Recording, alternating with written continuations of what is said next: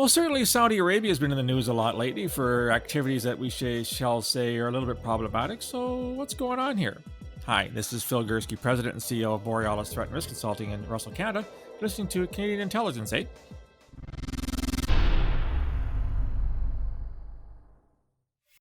So, if you have in fact been following the news over the past couple of years, you'll know that Saudi Arabia is in a bit of a shifty kind of period now after decades of geriatric kings. We have a very, very young crown prince who is going to become the king at some point.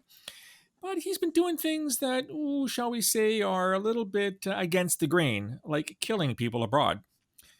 To talk about Saudi Arabia and its role in these things, and more importantly, what it's doing here in Canada, I'm really pleased to welcome to the podcast Al Tredennick, who's an old buddy of mine from CSIS, spent many, many years with both the RCMP and the Canadian Security Intelligence Service, and is very knowledgeable about the Kingdom of Saudi Arabia. So, Al, welcome to the podcast. Well, thanks for having me, Phil. So let's start with the simple stuff, Al. Walk my listeners through a little bit of your role in national security and public safety in Canada. Sure. Well, as you mentioned, we've been long-time colleagues. I spent 32 years with CSIS and the RCMP, and most of that time was spent in the counterterrorism field operations. Worked on just about every group there is out there, both domestically and abroad. And you have a very interesting sort of set of experiences with the Kingdom of Saudi Arabia. So just give us a bit of a picture as to your own dealings with the Saudis. Of course, everyone knows that Canada does consult with people in a variety of countries abroad. We have mechanisms by which, for example, Section 17 of the CSIS Act allows us to engage in intelligence exchanges with analogous organizations around the world. So, what is your own sort of, as far as you're willing to discuss, your own experiences with the Saudi government and, more importantly, Saudi intelligence? Sure.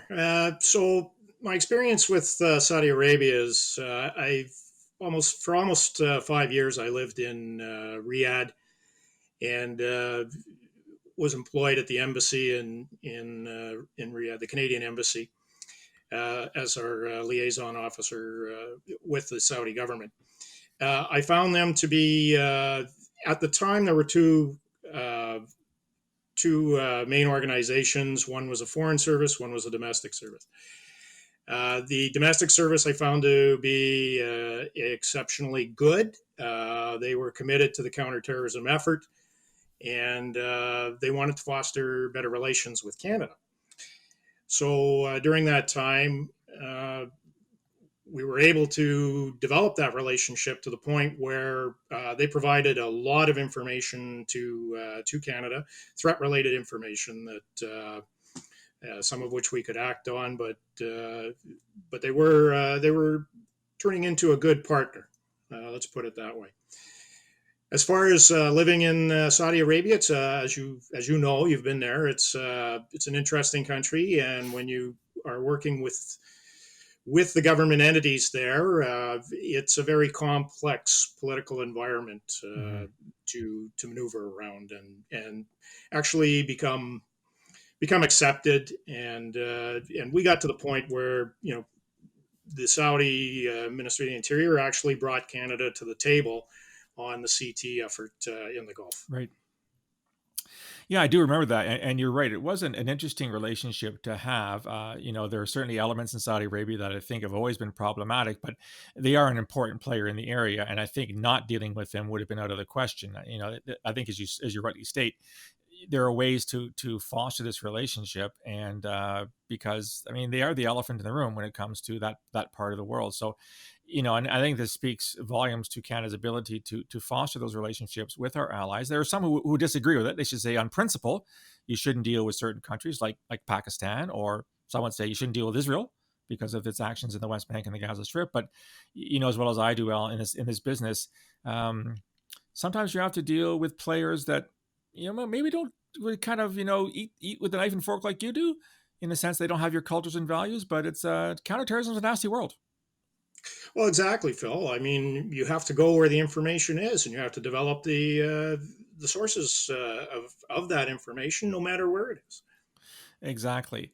Now, things took a bit of a turn, though, as far as your I guess, outlook or opinion of Saudi Arabia. So, of course, my listeners, I'm sure, are very aware that in October 2018, an American Saudi citizen named Jamal Khashoggi went into the Saudi consulate in Istanbul to renew some documentation. He'd been a bit of a thorn in the side of the Saudis for quite some time in his op-ed pieces for the Washington Post. And Mr. Khashoggi went into the consulate and he never came out. The embassy, of course, claimed he went out a back door. They don't know what happened to him. We all know now, in fact, that the Saudis had sent a team to Istanbul to essentially assassinate and dismember Mr. Khashoggi, so much so that Mohammed bin Salman, the crown prince I referred to earlier, MBS now stands for Mr. Bonesaw, and that was quite the uh, aberration of international law, at a minimum, if you want to put it that way. But you're also aware of a story that has been broken here in the Canadian news as of late as well, that the Saudis may have intended something very similar against somebody here in Canada. So walk my listeners through what you know about a possible assassination plot by a Saudi assassination team right here in the good old, north of the 49th parallel. Sure. So you're right, and Jamal Khashoggi went to the consulate and never came out. And it was reported and recently a released document from the U.S. intelligence community pointed the fingers and identified the Tiger Squad, which is a private security squad for MBS, Right. The current crown prince. So now the Tiger Squad issue is just part of what seems to be occurring in not just Canada but other places of foreign interference. Right. And what I say about that as it relates to Canada is this is the Tiger Squad. They not only went after Khashoggi in Turkey, but they did. It has been reported that they've sent operatives to Canada and attempted to enter Canada, but CBSA were on their game and were able to detect that these individuals coming in were not bona fide visitors and turned them away.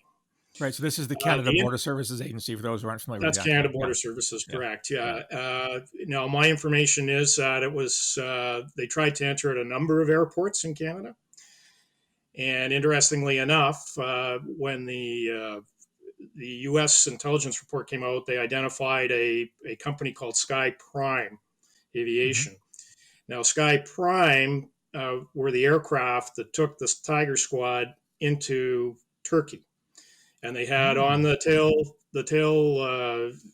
numbers were sequential. They had the alphabet numbers, and then they had 1 and 2. Those were the two aircraft. Okay. Strangely enough, or it could be a coincidence, I doubt it. Shortly after that, there was a Sky Prime aircraft. There are images taken from an aircraft enthusiast in Toronto that followed the landing of a Sky Prime aircraft with the tail number being number 3, and it was an Airbus, landed at Pearson, taxied to the private terminal. Right. The information so far is on that as a passengers was an individual who is the brother of a dissident living in Montreal, who is a Saudi dissident, who is quite a as you call it a thorn in the side of MBS because he's quite a prolific blogger. His brother was apparently on this aircraft, and they were trying to get him to return to Saudi Arabia. And I'm assuming not willingly. They would put some pressure on him by using his brother. Well, why would you bring the brother over? Yeah. Yeah. Exactly. Yeah. Yeah. Right. So, so the Tiger Squad fits into this foreign interference where operations are being conducted on Canadian soil against an individual living in Canada, Canadian resident, and I think what is also troubling to me, probably more troubling, not so much the current court case, and I'll get into that in a minute, but was that before Khashoggi was summoned or went to the consulate in Turkey, About a week or two before, Dr. Saad Al-Jabri, who is the Hmm. Canadian at the center of the issue in Toronto, his daughter was asked to go to the same consulate. She refused, and shortly after that, her husband was arrested. I mean, this sort of thing goes on, right? Right. And it's the same with Omar Abdelaziz in Montreal, He's a dissident. Right. the dissident. He Yeah. was trying. They've been trying to get him to return. That's why the brother was likely on that aircraft, All right. uh, and he's refused. So they continue to target him. And I know on a couple occasions, my information is that both Omar and Dr. Saad have been warned that there are credible threats to their safety Right. in Canada. Right. Now, we should remind the listeners, Al, that when you talk about foreign interference, that's actually part of the CSIS mandate under Section 2, is that CSIS is authorized to investigate threats, which we would describe as foreign interference, i.e., when foreign states come into Canada and muck about in various communities, be they diaspora communities or whatever. So it's a little different than foreign espionage, which is also part of Section 2 of the Act. But my understanding, and feel free to weigh in, foreign interference is like, when China decides to harass Uyghur Canadians in Montreal, for example, or the Indian intelligence decides to muck about in the Sikh community, let's say in Vancouver. So that's the kind of allegations that you're making here, right? Is that Saudi Arabia was engaged in those types of activities for which CSIS actually has a legislative mandate to investigate. Oh, exactly. Now, the Tiger Squad is one aspect of it, where there's a potential threat to life. The other aspect is, and it's a good segue into this, is what I'll call lawfare. Mm-hmm. And it's no different than what the Chinese government has done with their fox hunt programs, Yeah. labeling people they've committed fraud. They're after them for financial crimes in China or some sort of criminal offense in China, when in fact they're using it to try and silence and intimidate Right. oppositionists or Right. democracy advocates. I love that term lawfare. It's been around for a while, and it's exactly what you say it is. It's people that are essentially using all kinds of excuses to get at the real issue. Exactly, and we've seen that in Canada. So with the Saudis, with this recent lawsuit filed in Ontario against Dr. Saad Al Jabri Mm-hmm. and his various family members. Um, my concern here is that the Canadian court system is being abused by Mm-hmm. a foreign government for the purposes of silencing him or to get him to return to Saudi Arabia. Right. And the reason I say that is if you follow the timeline of what's occurred, something here doesn't pass the smell test. Mm-hmm. And if you want, I can run through the Yeah. timeline. I'll do it briefly because Sure, but maybe there's quite a before you do few that, things. Al, let's just tell people. Who Dr. Assad. Both of you, both of us know Dr. Assad Al-Jabri. Maybe you can give a bit of introduction as to who he is, what he's doing here in Canada, and why the Saudis are so interested in silencing him, up to and including the very possibility that they maybe send someone here to actually kill him. Right. Okay. So Dr. Saad was a special advisor when I knew him, and that was a few years ago. Was special advisor to Mohammed bin Naif, Prince Mohammed bin Naif, who was the Minister of the Interior at the time. Right, and the former Crown And Prince, if I'm sure to be correct. that's right, former Crown Prince. And that's kind of where all this gets to be very complicated, and we can get into that in a minute. But Dr. Saad was basically MBN, Mohammed bin Naif's right hand man. Right. A lot of decisions were made through Dr. Saad's office on the intelligence, on the CT file, the Mm-hmm. counterterrorism file, especially with operations against Al Qaeda in the Arab Peninsula, Right. and other ones. So I found Dr. Saad to be, very professional. He's very Yes. pious, a real family man, and that's why these allegations, they were. I had to take another look because it would be totally out of character from Right. what I know of him, and other colleagues from the U.S. agencies have said the same thing. That it's really this would be unusual. Hmm. If the allegations that have been made about the billions of dollars he's supposedly embezzled.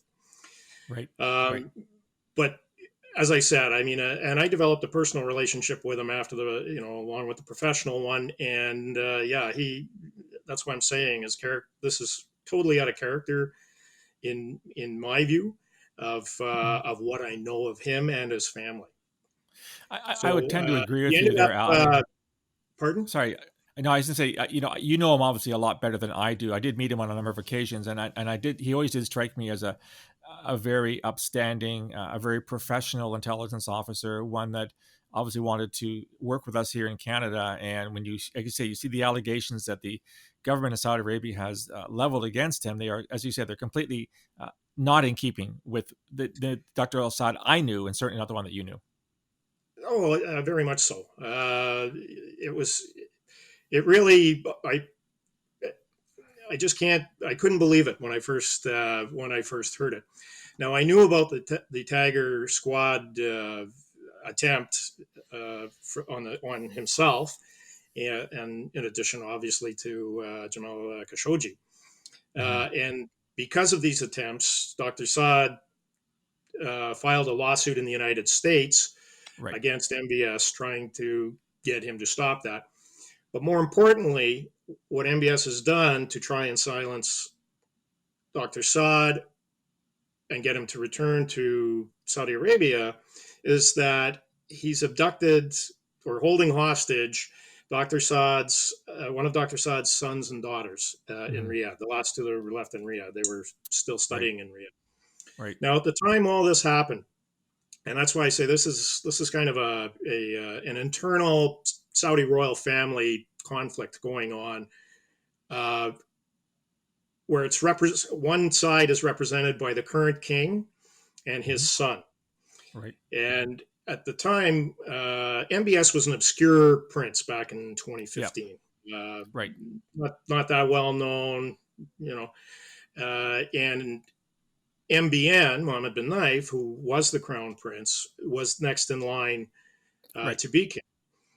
So when MBS was made deputy crown prince, it wasn't too long after that MBN was moved out. And Right. this coincided with a move, one from the current king to make sure that his lineage was next in line, Right. uh, from the Solomon side, not the knife side, Right. and it coincided with a few governments in the Middle East who were more supportive of MBS because he's younger, I guess, Hmm. and what his thinking was. They wanted to see him move up. Right. So at this point, President Trump gets elected, and so they have a special relationship, and it was Yeah. fostered through his son-in-law Jared Kushner. Hmm. And I know there was a trip that Kushner and Steve Bannon, who was an advisor at the time, took to the Middle East and basically had discussions with MBS to and came away giving MBS their support. Right. MBN gets removed. MBS takes the crown prince's job. Right. Then after that, he's made chairman of the PIF, which is the sovereign fund in Saudi. Hmm. It's kind of the umbrella group of a lot of companies that have contracts for the infrastructure development in Saudi Arabia, but also for security and intelligence and military contracts. Okay. One of those companies that he wanted personal control of was Sky Prime Oh boy, the planes Aviation. that flew. Wow, interesting. Correct. Yeah, interestingly enough. um, so after Saad was removed in 2015, The reporting is that he was removed because he told the Americans, or was concerned, he told his American contacts about MBS's connections to Russia, and that he would support their Oh. involvement in Syria. So Oh, all this starts okay. taking place where, right, that's why I say it's very complex, Mm-hmm. all these A connections, lot etc. of moving parts. Huge. And so MBS becomes the crown prince, starts consolidating the security services and the military, appointing, getting, getting his own loyalists Right. appointed as Right. the heads, and to the point now where I believe in Saudi Arabia it's just one security intelligence organization now called State Security. Oh. Um, yeah, so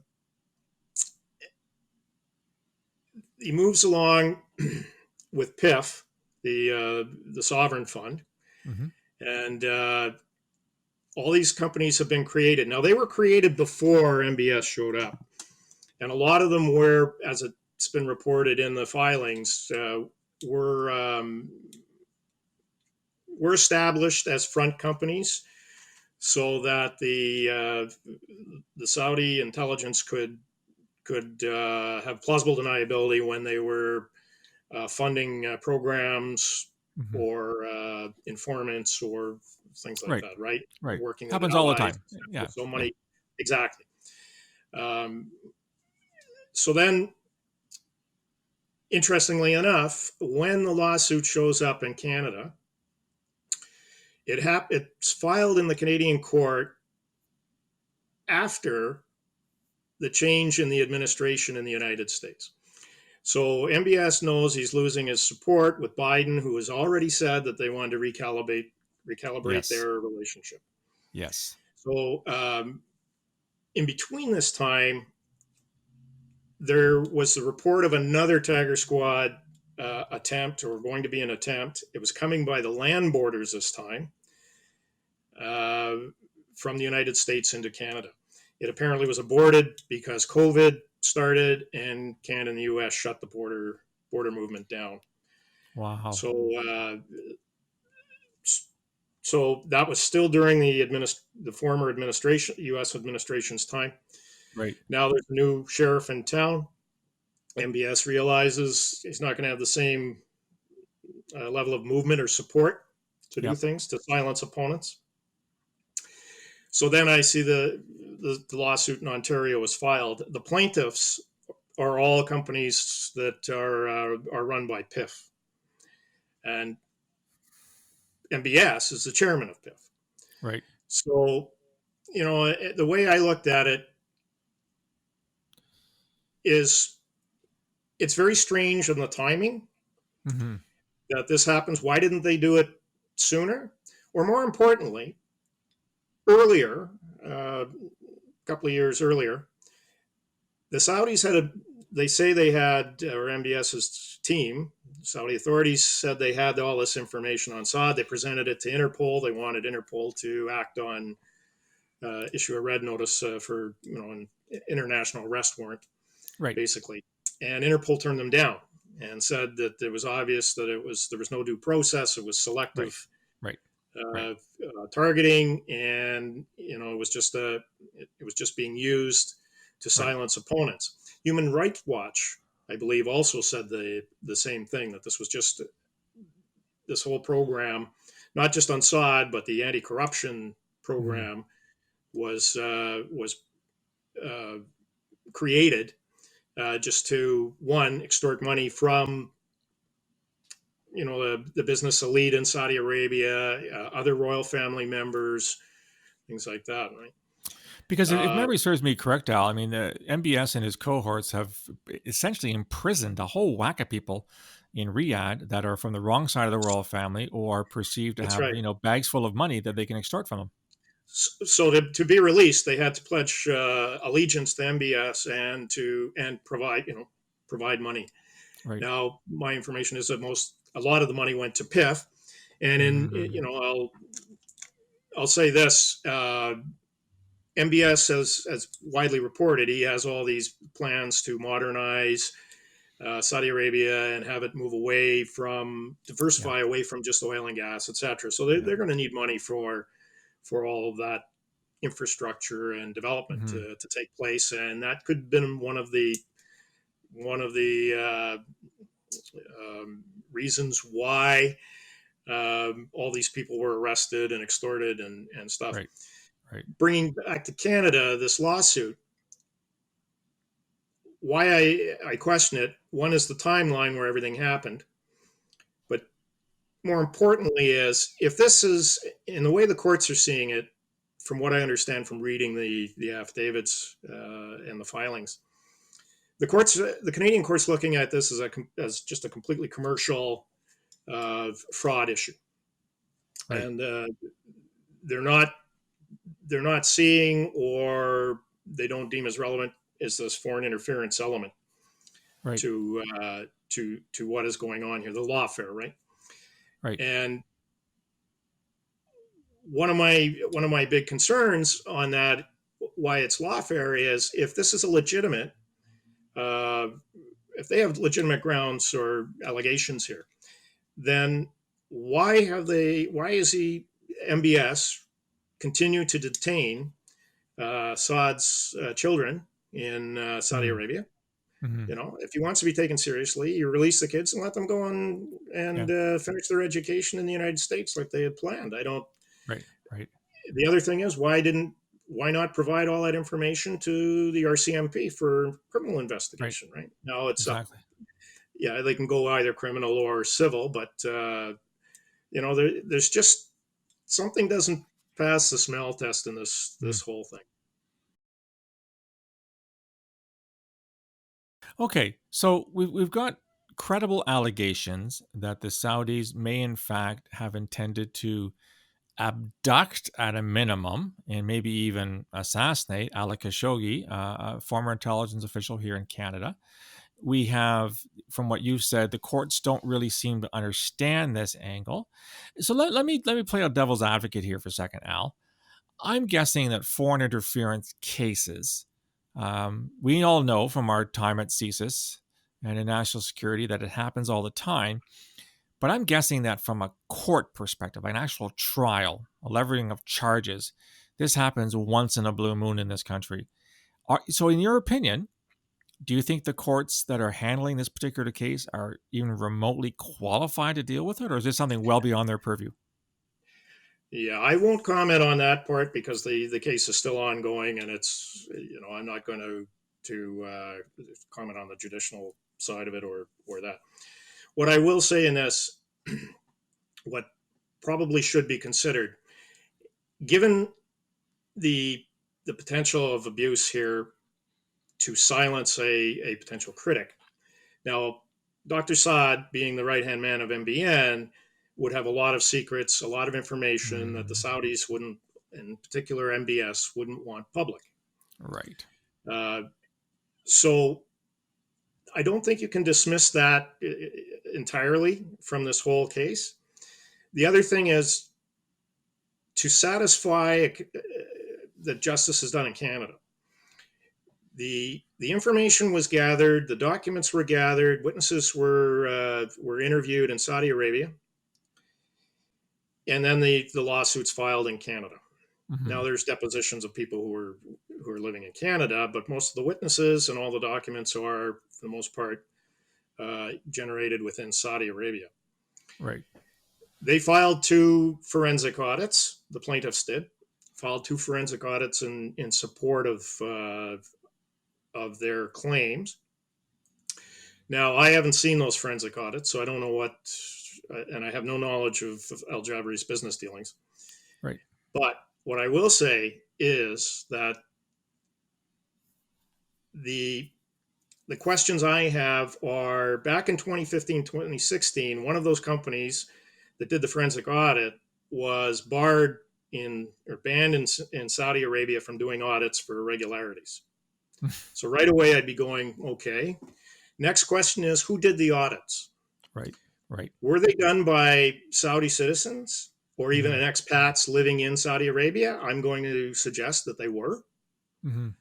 So that means that they're subject to MBS, Right. right? They're to influence from MBS. So whether you're a Saudi citizen, if you're an expat, you have to get a permit to live in the and work in the kingdom.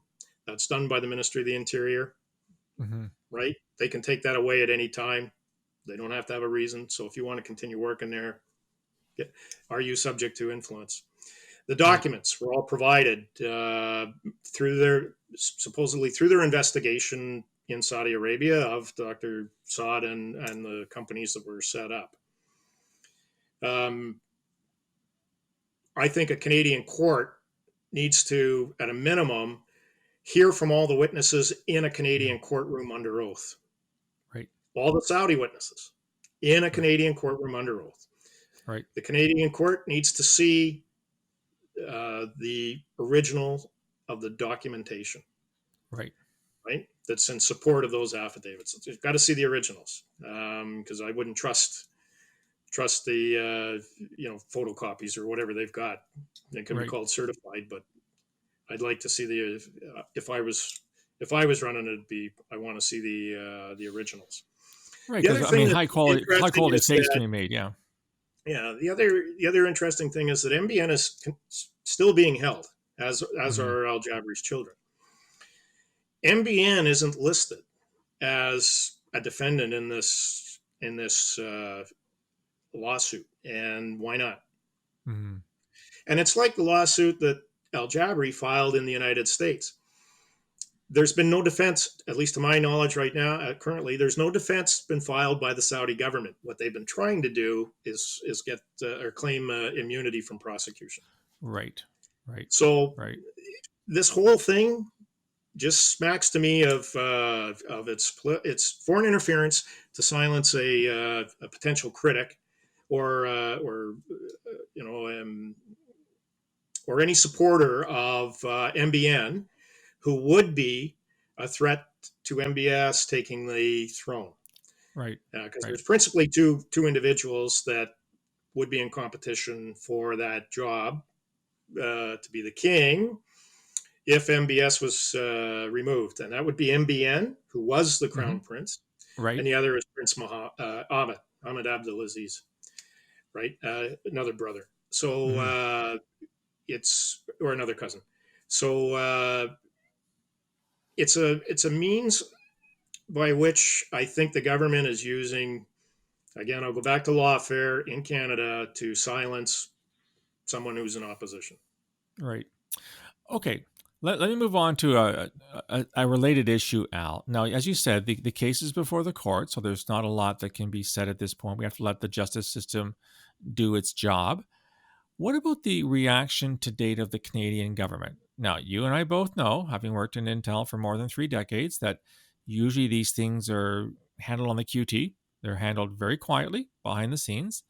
But here we have a realistic allegation that a state with which we've had relations in the past, with which we have shared information, may very well have sent a team to either abduct or assassinate someone on Canadian soil. Are you satisfied with what you've seen? I won't ask you to to declare things you may be privy to that aren't in the open area. Are you satisfied with what the Canadian government has done so far with respect to this case? Let me just say that the silence of support on to this individual is deafening. It's yeah, I do know from I will tell you from colleagues of ours who have expressed privately to me their frustration. Right. They do know that the contribution that Dr. Saad made Mm-hmm. Mm-hmm. to enhancing our ability to protect Canadians, Yeah. both here and abroad. Uh, they're just frustrated that they can't do more to come out in support or help Right. him. So I'm I won't say there isn't anything going on behind the Mm-hmm. scenes because I don't know Right. from the Canadian government's point of view. I do know that that individuals within the PMO at the time were very close to the former Bush administration side, the Kushner type, Right. right? I don't know if that had any influence on the PMO's position on this particular case. If they heard, information from, say, Mr. Kushner, who would have received the information from MBS, and Right. the messaging from that into the Canadian government. And I'm not sure if anything like that colored the current Okay. Canadian government's Okay. position on this. Okay, fair enough. I guess maybe in conclusion, Al, we know this is a sensitive business, and we know we've opened up the coal face for a long period of time. Intelligence sharing is always something you have to manage very, very carefully. As I've said, we both know of cases where we've dealt with countries and agencies that, in a perfect world, we wouldn't go anywhere near because of the nature of the threat. What was it that a famous ex assistant director once said, we both know sometimes you have to take the ugly person to the dance. Yeah, sometimes you do. Are there any lessons in any of this going forward? Okay, the court case we'll hear out. We'll see what happens with that. But are there any larger lessons that we can take away in terms of how we manage our relationships with different regimes abroad, and what happens when things go south? Well, I think we have to be there. A real intelligence agency would be there. I recognize that CSIS is mostly a security service and domestically focused, uh, but you have to be where the information is. Right. And as an individual in the States, colleague of ours had once said, is you take the fight to them. Rather fight in their backyard than our backyard. Right. So on the counterterrorism side. So are there it's very hard to come out and as you know there could be things working in the background. Right. So it's very hard to come out and publicly say this, that, or the other thing. However, I do think there are times when transparency, at least to a degree, uh, should be considered. This is one of them where I think that there should have been a little more proactive, at least on the public side, uh, to say that. And I'm not just zeroing in on Dr. Saad's case. It's foreign interference. Come out Right. strongly on the foreign interference because that's unacceptable in Canada. I don't care who's doing it, right? Whether it's China doing it with the Yeah. Uyghurs or anybody else, any Russia. other operation, or any other country, right? Yeah. It's just unacceptable in Canada, and it's time we put on our big boy pants and start acting like, yeah, we're a middle power, but let's start acting like one. Yeah.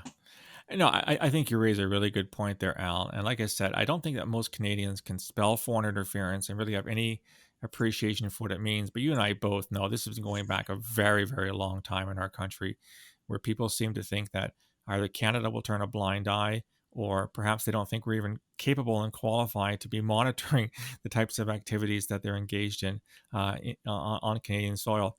So last thing, Al, and give you a chance to promote your own outfit, your own enterprise that you've started since your retirement from the security service. So you've got 2 minutes to tell the whole world who you are and what you do. Way to put me on the spot.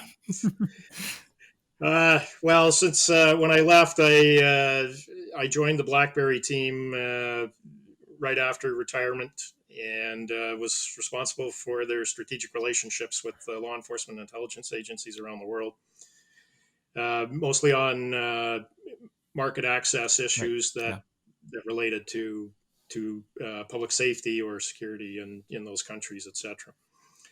And then after about 6.5 years of that, I decided I wanted to make a change, and so I kind of a slight change and formed my own company, which is a global corporate risk, reputational, legal, financial, and cyber risk, and we We focus on providing services to small and medium-sized Canadian businesses, Hmm. the ones that can't afford the big dogs, as Right. I call them, Right. right?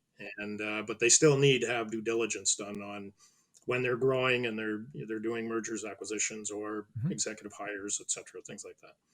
So that's kind of what we do, and it's a loose coalition of, as you mentioned, a former colleague of ours before, a former boss who called certain groups bogs.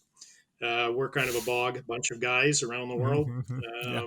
all interconnected from intelligence, law enforcement, and the diplomatic side, Cool. from Well, various countries. So, I'll definitely put a link to your company in the notes that accompany this podcast. So, Al, a fascinating conversation on an issue that I don't think a lot of Canadians understand exactly what's going on behind the scenes. It actually is very, very serious that something of this nature could occur in Canada, of all places.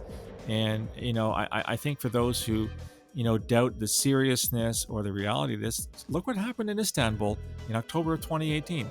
I mean, these guys weren't fooling around. They not only killed, but they dismembered somebody. So thanks for sharing your thoughts and your experiences with us today, Al. well, you're welcome. Thanks for having me, Phil.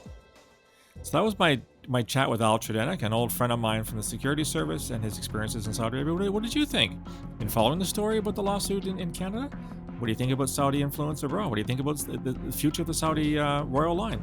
You can reach me on email, borealisrisk@gmail.com, or on Twitter @borealissaves. You can also find me on LinkedIn and on Facebook. If you like the content, want to get more, go to borealisthreatandrisk.com. You get all the podcasts and blogs free of charge. You can also find my new book there, The Peaceable Kingdom, A History of Terrorism in Canada from Confederation to the Present, self-published. There's a link there to buy it. And just a reminder, we go live on Mondays and Thursdays at 8 o'clock p.m. where we talk about all things national security and terrorism related. Love to have you there as well. We'll talk to you again soon. Until then, stay safe.